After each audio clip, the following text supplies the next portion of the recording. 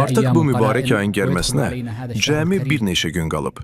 Müsəlman şəxs Ramazan ayı daxil olmazdan əvvəl bu cür günlərdə iki əsas şeylə hazırlıq görməlidir. Birincisi, itaət etməyə niyyət etməli və buna qətiyyət göstərməlidir. İnsan xeyir iş görməyi ürəyinə qoymalı və buna əzm etməlidir.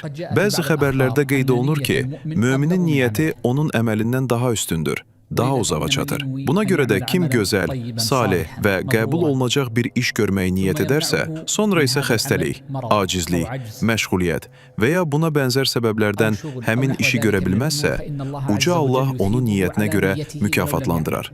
Hətta o işi görməsə belə. Bu, Allahın məhz bu ümmətə olan xüsusi rəhmətidir ki, onlar niyyətlərinə görə mükafat alırlar. İkincisi, lakin bu niyyət mütləq ikinci məsələni bilməklə olmalıdır. Nəyə niyyət edilir? Axı, hər şeyə niyyət edilməz. Niyyət yalnız dinin buyurduğu məşru işlərə edilməlidir, ondan kənar olanlara yox.